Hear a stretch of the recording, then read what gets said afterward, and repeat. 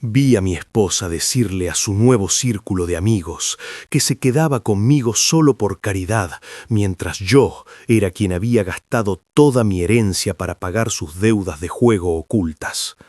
Elena estaba parada en el centro de nuestra sala en Palermo, un espacio que yo mismo había renovado con mis manos callosas, y lucía como una reina que nunca había conocido un solo día de lucha. El aire en la habitación estaba cargado con el aroma de lirios costosos y el olor penetrante del whisky añejo que yo había comprado para mi propio 50º cumpleaños.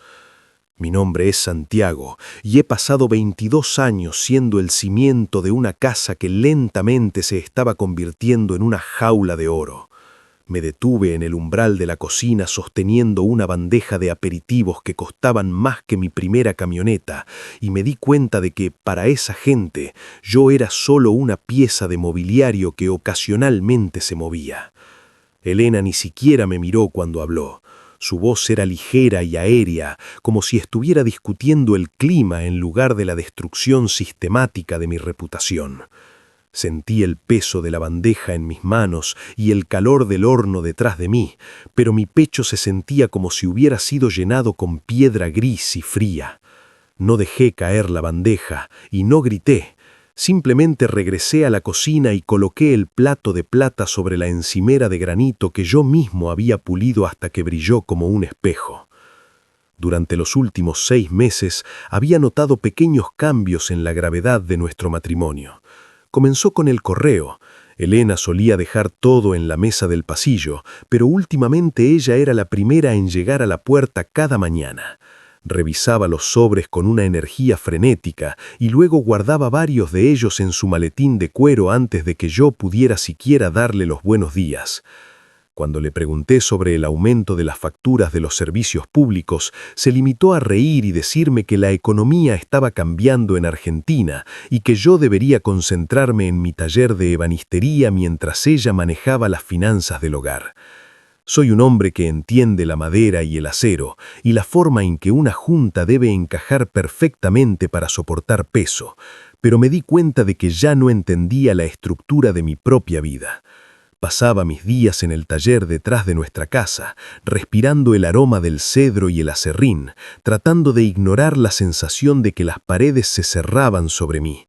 Podía oírla hablar por teléfono por las noches en tonos bajos y urgentes que cesaban en el momento en que yo entraba en la habitación. Ella me dedicaba una sonrisa brillante y artificial, preguntándome si quería más café, pero sus ojos siempre se desviaban hacia la pantalla de su teléfono, vigilando algo que yo no podía ver. Las invitaciones a los eventos de su firma de diseño comenzaron a mostrar solo su nombre. Me dijo que era una estrategia de marca, que los clientes en Recoleta esperaban cierta imagen de una mujer hecha a sí misma, independiente y sofisticada. Le creí porque quería creer que la mujer con la que me había casado todavía estaba allí, en alguna parte, bajo las bufandas de seda y la joyería pesada. Pasé mis fines de semana construyendo vitrinas personalizadas para su galería y no le cobré ni un centavo por los materiales o la mano de obra. Pensé que estaba invirtiendo en nuestro futuro, pero cada vez que caminaba por su estudio me sentía como un fantasma. Su personal me miraba de reojo o simplemente me ignoraba, y sus socios me ofrecían un asentimiento cortés antes de volverse hacia ella con sonrisas que se sentían como cuchillas afiladas. Un día encontré un recibo en el bolsillo de mi propio abrigo que le había prestado una noche de lluvia. Era por una unidad de almacenamiento en el otro lado de Buenos Aires. Yo no sabía que teníamos una unidad de almacenamiento. Cuando lo mencioné, Elena se puso fría y me dijo que era para su inventario antiguo y que yo me estaba volviendo paranoico. Dijo que mi trabajo me estaba volviendo viejo, cínico y pequeño de mente. Regresé al taller y lijé una pieza de roble hasta que me sangraron las palmas, pero la inquietud en mi interior no desaparecía. Se sentía como una filtración lenta en un sótano que solo notas cuando el agua te llega a los tobillos. La noche de la fiesta fue la primera vez que la filtración se convirtió en una inundación. Escuché a sus amigos reírse de su chiste sobre mi falta de ambición y sentí un dolor físico en los hombros. Uno de los hombres, un tipo delgado con un reloj que costaba 5 cifras, le preguntó cómo lograba ser tan paciente con un hombre que siempre olía a aserrín y sudor.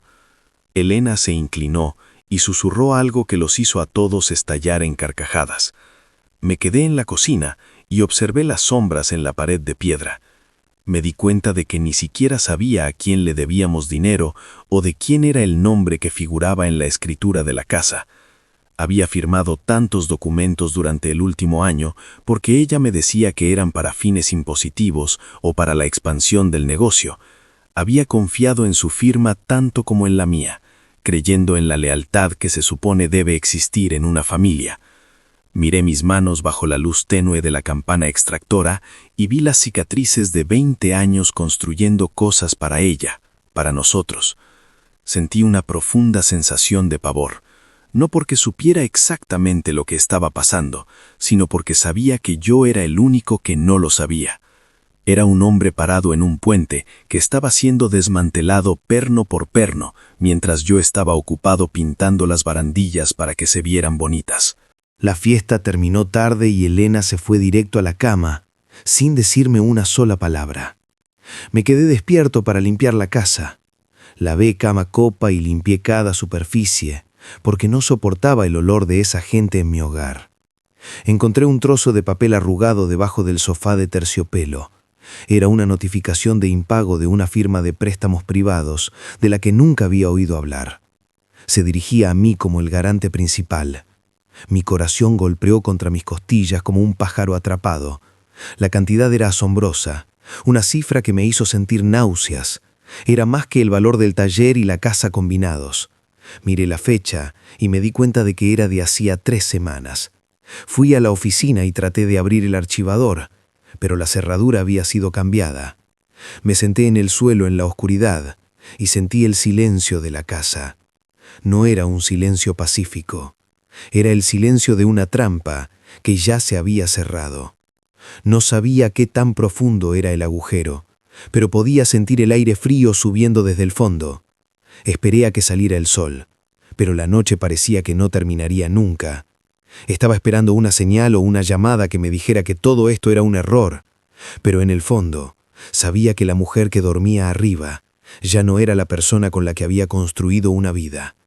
Era un extraño en una casa que yo había pagado, y las paredes estaban empezando a gritar la verdad que yo me negaba a ver. Decidí no confrontarla esa mañana. Me preparé un café fuerte, el tipo de café que ella decía que olía a clase obrera, y me senté a observarla mientras bajaba las escaleras. Se veía impecable, lista para otro día de conquistas sociales en la ciudad. Me preguntó por qué no estaba en el taller, y le mentí con una facilidad que me sorprendió a mí mismo. Le dije que tenía que recoger unos suministros especiales en Cava. Ella asintió, apenas registrando mi existencia, y se fue quejándose del tráfico de la avenida 9 de Julio. En cuanto el sonido de su auto se desvaneció, comencé mi propio proceso. No soy un hombre de computadoras, pero entiendo de estructuras. Empecé por los bordes. Llamé al banco donde teníamos nuestra cuenta conjunta, y la voz de la operadora fue el primer golpe de realidad. La cuenta había sido vaciada hacía 2 meses. El dinero que yo había ahorrado para mi jubilación, el sudor de 2 décadas de carpintería fina, se había esfumado. Ella lo había transferido a una cuenta corporativa, donde yo no figuraba. Sentí una presión en las sienes, pero mi respiración se mantuvo lenta. No discutí con la empleada. Tomé nota. Esa tarde, en lugar de comprar madera, visité a un viejo amigo que trabajaba en una notaría. Le mostré la notificación de impago. Su rostro se oscureció mientras revisaba los registros públicos. Me explicó que Elena no solo había puesto la casa como garantía, sino que había registrado mi taller como un activo de su propia empresa de diseño. Ella había canibalizado mi sustento para alimentar su fachada de éxito. Lo peor no fue el dinero, sino el sistema de mentiras. Ella había convencido a los prestamistas de que yo estaba al tanto de todo, usando mi reputación de hombre trabajador y honesto para obtener créditos que nunca pensó pagar. Fui a un café en una esquina tranquila y me senté a mirar a la gente pasar. Me sentí invisible, pero por primera vez en meses me sentí despierto. La arquitectura de su traición era compleja, pero como cualquier estructura mal construida, tenía puntos de falla. Ella confiaba en mi silencio y en mi ignorancia. Confiaba en que yo seguiría cepillando madera mientras ella quemaba los cimientos de nuestra vida. Pero Elena había olvidado algo fundamental. Yo soy el que sabe cómo se mantienen las cosas en pie, y soy el que sabe qué tornillo quitar para que todo se venga abajo sin hacer ruido. Regresé a casa antes de que ella llegara. Entré en su oficina personal, esta vez con mis herramientas. No forcé la cerradura como un ladrón, la desarmé con la precisión de un artesano. Dentro del archivador no solo encontré facturas y préstamos, encontré una carpeta con un nombre que no conocía. Era un hombre joven, un arquitecto con el que ella había estado trabajando de cerca. Había fotos de ellos en restaurantes que yo no podía costear, en viajes que ella me dijo que eran de negocios. La traición no era solo financiera, era total. El sistema de su vida estaba construido sobre el robo de la mía. Escuché su auto en la entrada y volví a armar la cerradura con la misma precisión. Cuando ella entró, yo estaba en la cocina preparando la cena, como si nada hubiera pasado. Ella se quejó de su día, de lo difícil que era tratar con gente que no entendía su visión. La miré a los ojos y vi el vacío. No sentí odio, sentí una concentración fría y absoluta. Esa noche, mientras ella dormía, empecé a hacer mi propia lista, no de lo que había perdido, sino de lo que iba a recuperar. El reloj ya había empezado a correr, y Elena no tenía idea de que el hombre al que ella consideraba su caridad ya estaba ajustando las cuentas. Pasé la semana siguiente moviéndome como un hombre bajo el agua. Cada movimiento se sentía pesado y cada sonido llegaba distorsionado a mis oídos, como si el aire mismo se hubiera vuelto denso y hostil. No confronté a Elena. No hubo gritos en la cena ni preguntas incómodas mientras ella se aplicaba sus cremas costosas antes de dormir. Me di cuenta de que en esta etapa yo no tenía armas. Ella era quien poseía las llaves de las cuentas, las relaciones con los bancos de la ciudad y el respaldo de ese círculo social que ahora me miraba con una lástima mal disimulada. Fui a mi taller y fingí trabajar, pero pasé la mayor parte del tiempo acariciando las vetas de la madera y tratando de recordar cada documento, cada hoja de papel y cada contrato que había firmado en los últimos 12 meses. Me di cuenta de que Elena no había cometido un error impulsivo, sino que había estado jugando un juego largo y meticuloso. Había movido lentamente nuestros activos, los ahorros de toda una vida, hacia una empresa fantasma a la que yo no tenía acceso, mientras dejaba las deudas y las obligaciones legales firmemente ancladas a mi nombre. Era una obra maestra de manipulación, y yo había sido el lienzo en blanco sobre el cual ella pintó todas sus mentiras. Sentí que una ira fría comenzaba a reemplazar el pavor inicial. No era esa rabia caliente que te hace gritar hasta perder la voz o golpear las paredes. Era un sentimiento gélido y calculado que afilaba mi mente como el borde de un formón recién amolado. Comencé a buscar las grietas en su armadura, observando sus rutinas con la paciencia de un cazador. Cada noche esperaba hasta que su respiración fuera profunda y rítmica, indicando que estaba sumida en el sueño, y entonces registraba la casa en busca de migajas de verdad. Encontré una carpeta oculta en el fondo de su vestidor, detrás de una fila de zapatos de diseñador que costaban más que mis herramientas más valiosas. Contenía un plan detallado para una nueva vida en otro país, bajo un nombre que no era el suyo. No solo estaba planeando dejarme cuando el barco se hundiera, sino que estaba planeando borrarme por completo de su existencia, dejándome los restos del naufragio mientras ella nadaba hacia una orilla segura con el botín. Me di cuenta de que la firma de préstamos privados era solo la punta del iceberg que asomaba sobre el agua. Elena había apalancado mi negocio de ebanistería, el prestigio que mi apellido tenía entre los constructores de Buenos Aires para asegurar préstamos masivos destinados a su galería de arte. Y ahora, esos préstamos estaban siendo reclamados porque la galería era un pozo sin fondo, una fachada de éxito alimentada por el dinero de otros. Había estado usando los fondos para mantener la apariencia de una mujer exitosa en las revistas de diseño, mientras los cimientos de nuestra realidad se pudrían. Fui al banco a la mañana siguiente y me senté en el vestíbulo durante 3 horas, observando el ir y venir de la gente, esperando hablar con el gerente. Cuando finalmente me recibió, su rostro estaba lleno de una piedad profesional que me resultó insultante. Me dijo que mi crédito personal estaba destruido y que el banco ya estaba preparando los documentos para ejecutar la hipoteca del taller. Sentí que el suelo desaparecía bajo mis pies. Todo lo que había construido desde que era un adolescente, cada centímetro de madera que había cortado y pulido, estaba a punto de ser arrebatado porque amé a una mujer que me veía como un recurso, no como un compañero.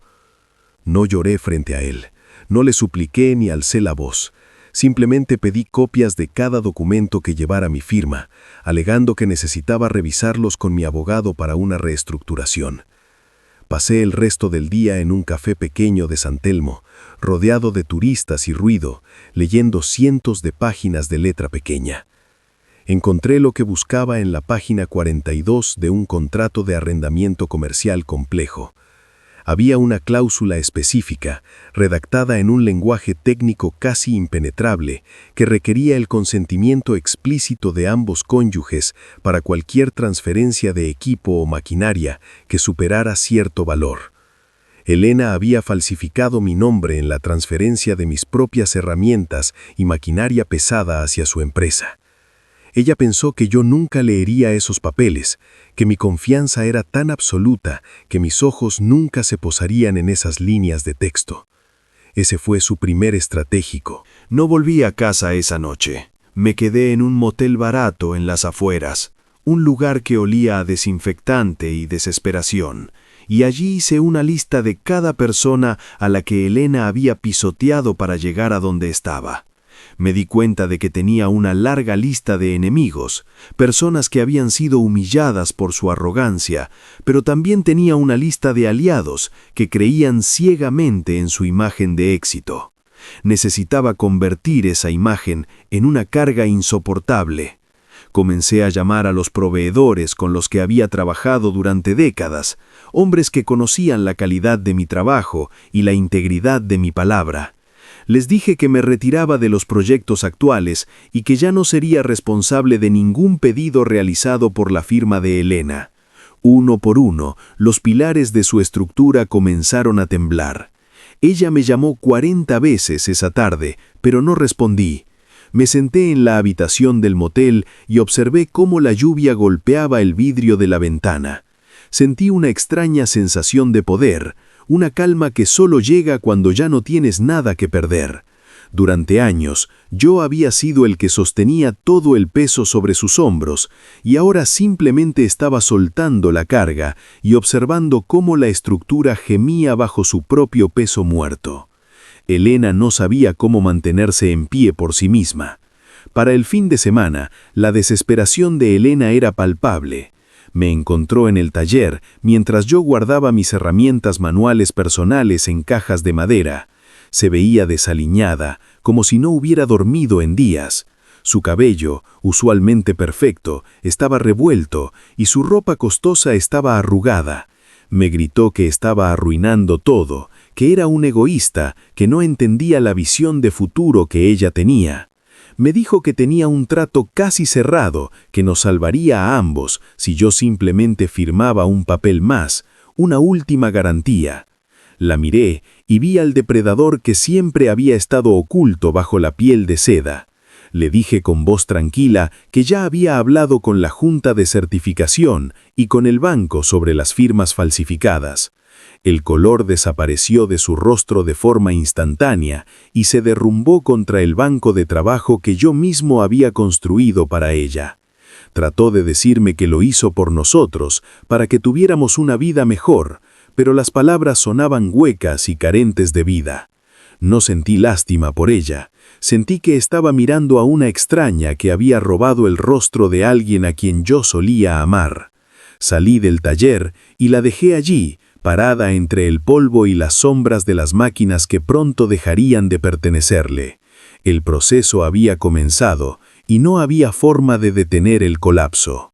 Pasé el mes siguiente documentando sistemáticamente cada mentira que ella le había dicho a los prestamistas y a sus socios. No buscaba una victoria rápida ni un enfrentamiento dramático en la calle. Quería un colapso total de su reputación, una demolición controlada de su mentira social. Envié las pruebas de las falsificaciones a los bancos y a los acreedores privados. No pedí clemencia para mí mismo, ni busqué que me perdonaran las deudas. Solo pedí que se reconociera la verdad de los hechos. Observé desde la distancia cómo su galería era clausurada y cómo sus amigos dejaban de llamarla. El círculo social que se había reído de mi olor a madera ahora la miraba con asco y desprecio. Ya no era la visionaria de Palermo. Era una estafadora que había robado a su propio marido, el hombre que le había dado todo. Me quedé en mi pequeña habitación de motel y esperé a que el golpe final aterrizara. Sentía un agotamiento profundo, pero también una claridad que no había conocido en años. Me di cuenta de que había estado construyendo cosas toda mi vida, pero la estructura más importante que jamás construí fue la salida de mi propio matrimonio. Estaba listo para el final, pero sabía que no sería un solo momento de explosión, sino una erosión lenta y constante de todo lo que ella había trabajado para aparentar. Ella perdería la casa, los autos y el estatus, pero lo más importante es que perdería la capacidad de fingir que era mejor que los demás. Yo fui quien la construyó, y yo sería quien la desarmaría pieza por pieza. Cada paso que daba era una nota en un registro de auditoría. Recolecté correos electrónicos, capturas de pantalla de mensajes que ella enviaba a su amante mientras yo estaba trabajando en el taller y registros de transferencias que mostraban cómo desviaba el dinero de los suministros para pagar sus deudas en el casino clandestino. Cada archivo que guardaba era un golpe contra el pedestal donde ella se había colocado. El juego psicológico era agotador. Elena intentó cambiar de tácticas, pasando de los gritos a las súplicas y luego al silencio gélido. Intentó usar a nuestra familia, llamando a mis hermanos para decirles que yo estaba teniendo un colapso mental y que estaba destruyendo nuestro patrimonio por paranoia. Pero para entonces yo ya había enviado las carpetas con las pruebas. Cuando mi hermano me llamó, no discutí con él, solo le dije que revisara su correo. El silencio que siguió al otro lado de la línea fue el sonido de la verdad abriéndose paso. Elena ya no tenía dónde esconderse. Las paredes de su mentira eran ahora transparentes y el mundo entero estaba mirando. El final no llegó con el golpe seco de un mazo de madera en un tribunal, ni con un anuncio dramático frente a las cámaras de televisión de Buenos Aires. Llegó de una forma mucho más devastadora y silenciosa, a través del goteo incesante de una canilla que no cerraba bien y el olor agrio de la leche que se echa a perder en una heladera desenchufada. Me mudé a un departamento pequeño y austero, ubicado arriba de una ferretería en el borde del distrito industrial, lejos del brillo artificial de Palermo. Era un espacio que olía a aceite de motor, a ladrillo viejo y a libertad recuperada. Los tablones del suelo eran sólidos bajo mis pies y las cerraduras eran mías, solo mías. Pasé mis primeras noches allí escuchando el zumbido constante de las unidades de refrigeración de abajo, mirando el techo descascarado y esperando a que el silencio dejara de sentirse como una amenaza latente. No revisé las noticias sociales ni llamé a los vecinos de nuestra antigua calle. Simplemente me despertaba a las 5 de la mañana, preparaba una cafetera de café negro y fuerte y comenzaba a tomar esos trabajos pequeños y polvorientos que las grandes empresas de diseño de la ciudad siempre rechazaban con desdén.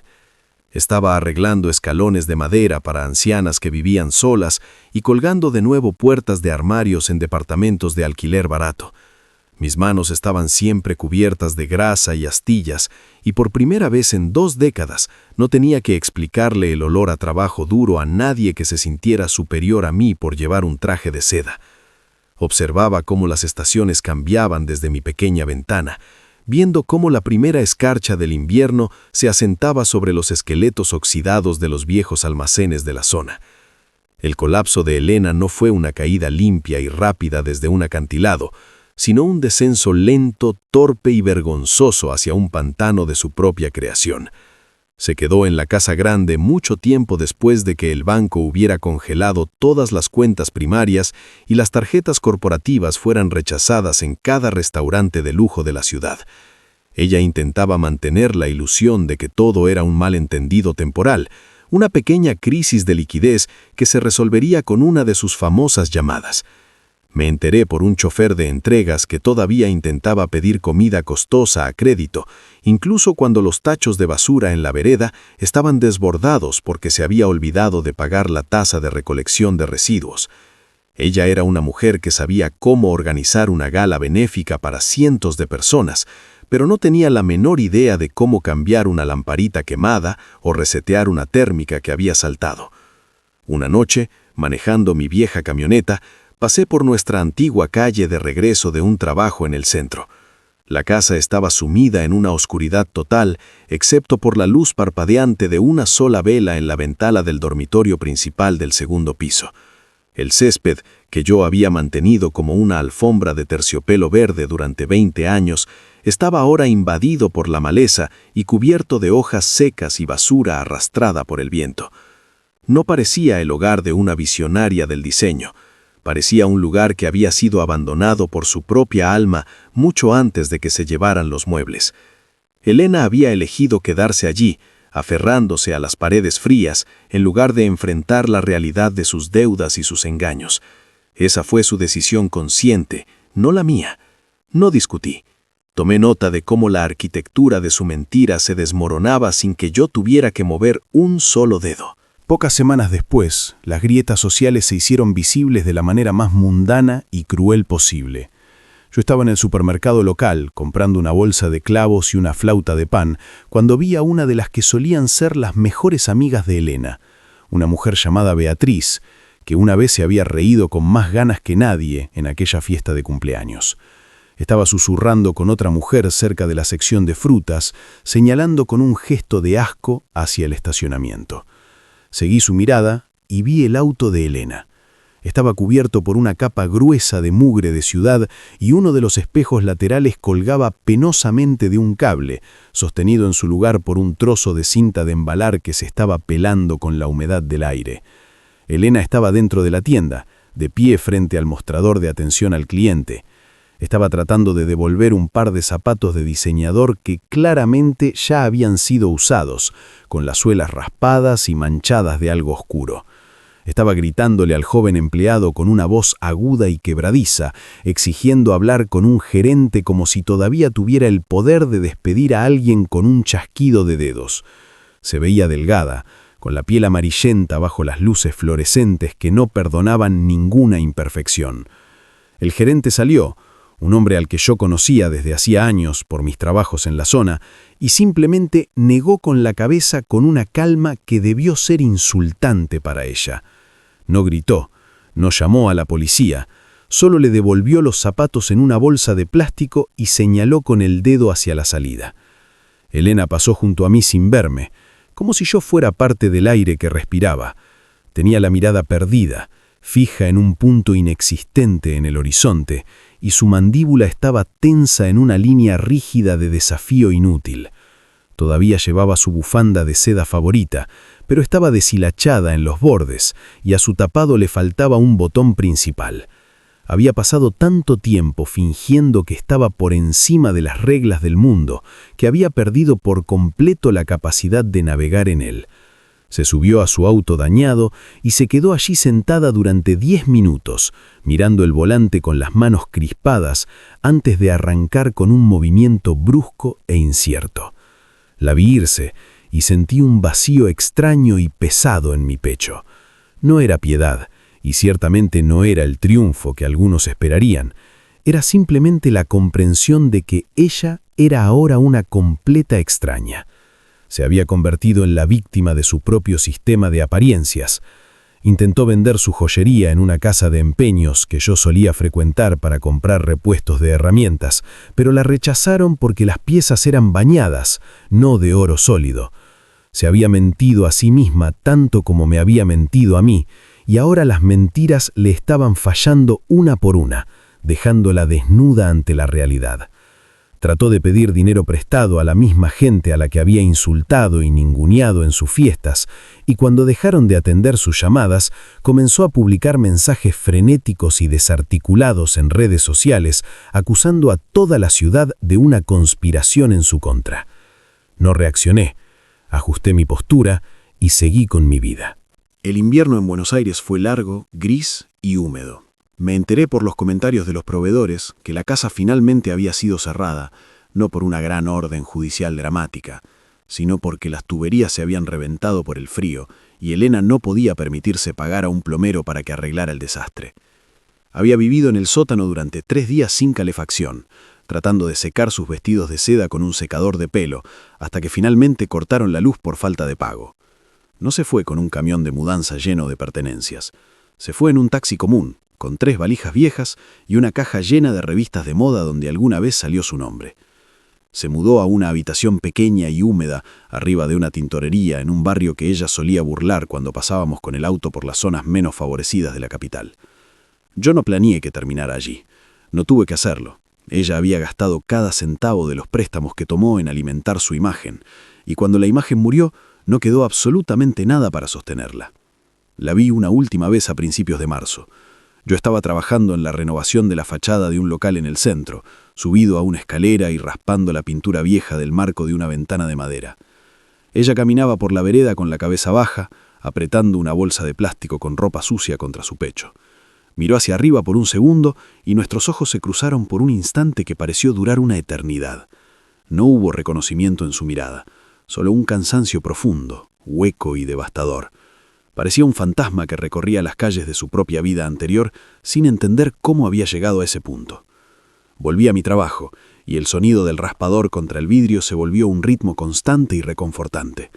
Me di cuenta de que mi justicia no era un producto terminado, ni un momento de cierre cinematográfico. Era simplemente el hecho de que yo todavía estaba de pie por mis propios medios, respirando el aire frío de la mañana y haciendo un trabajo honesto que la gente valoraba.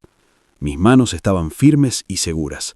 Mis deudas se estaban pagando poco a poco, dólar por dólar, a través del sudor de mi frente y la calidad de mi oficio. No era un visionario ni un emperador del diseño. Solo era Santiago, un hombre que sabía cómo arreglar las cosas que estaban rotas.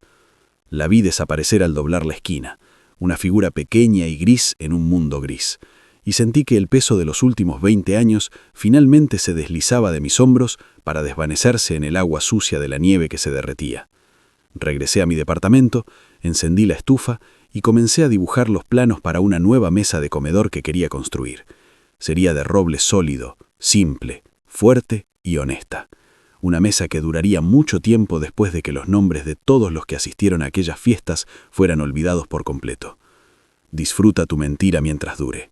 El reloj ya terminó de correr para ti.